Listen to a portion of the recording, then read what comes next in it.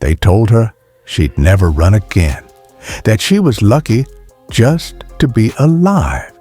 But just 18 months later, she did the impossible, running 100 miles through scorching heat, rugged terrain, and against every odd ever placed against her. This isn't just a story about running. It's a story about courage, pain, and the human spirit refusing to give up. Her name is Elena Rivera. At 36, she was living a life most would envy, a high-performing executive, weekend hiker, and a proud mother of two. She had just completed her first half marathon and was training for her first full one.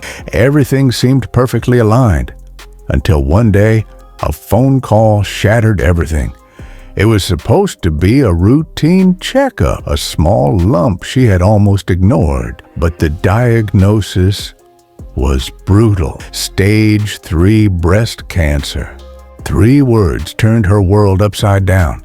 Chemotherapy, hair loss, radiation, and endless hospital visits followed. The vibrant woman who once ran through mountains was now too weak to walk to the kitchen without resting. She cried silently through many nights, asking the universe, why me? But one night, something changed. As she lay in bed, wrapped in pain and fear, she remembered her daughter's voice.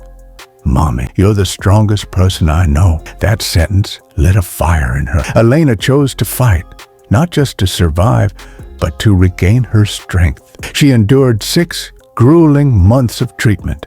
Each time the nurse warned, this will hurt. She nodded with quiet resolve. She started keeping a journal, titling it The Comeback. When she finally rang the hospital's victory bell, it marked the end of her treatment, but the beginning of a new mission. She couldn't walk far, but she still laced up her shoes. 10 steps became 20. One shaky lap around the block became 2. Her muscles ached, her knees buckled, but she whispered to herself, one more step. Strangers stared. Some called her foolish. Others offered pity. But Elena wasn't running for attention.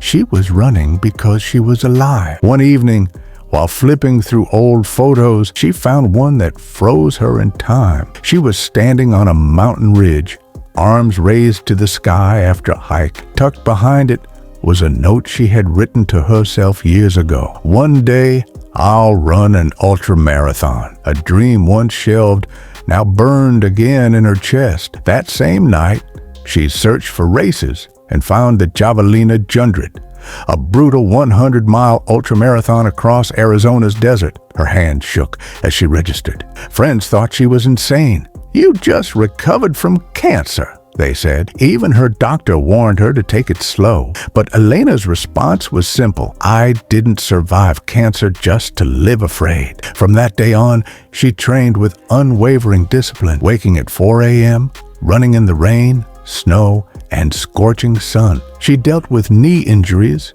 blackened toenails, and complete exhaustion. But nothing she faced during training compared to what she had already endured. Her mantra became, you can't kill a spirit that refuses to die. As weeks passed, people began to notice. Her children cheered her on. Strangers online followed her journey. Forums buzzed with admiration. They called her the Cancer Comeback Queen. But Elena didn't train for applause. She trained for something deeply personal. Proof that she was more than her diagnosis. October 26th, race day, 5 a.m. The air was dry and cool in the Arizona desert. Over 500 runners gathered. Elena stood among them, bald patches still visible under her cap, scars hidden beneath her hydration pack. When the starting horn blew, she began to run. The first 10 miles were exhilarating. She felt free, alive, unstoppable. But ultramarathons aren't about how you start. They're about what happens when everything breaks. Your body, your mind, your will. At mile 40, her feet were covered in blisters. At 60, she vomited and nearly collapsed. At mile 74, her legs gave out, and she hit the ground hard. Medics rushed over. "Do you want to quit?"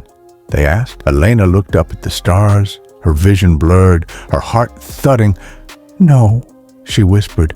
"I didn't come this far to only come this far." She forced herself up, walked, then jogged, then ran. 28 hours after she started, Elena Rivera crossed the finish line. The sun had risen again. Her arms were raised. Tears flowed freely. She wasn't the fastest. She wasn't the youngest. But she was unbreakable. Elena's story isn't just about beating cancer. It's about reclaiming life. It's about choosing hope when all seems hopeless. It's about pushing forward even when the world tells you to stop. She didn't run from death. She ran toward purpose. Every mile was a declaration. I am still here. I am still fighting, and I will not be stopped. So the next time life knocks you down, think of Elena and ask yourself, what's your ultramarathon? Because in the end, the comeback is always stronger than the setback.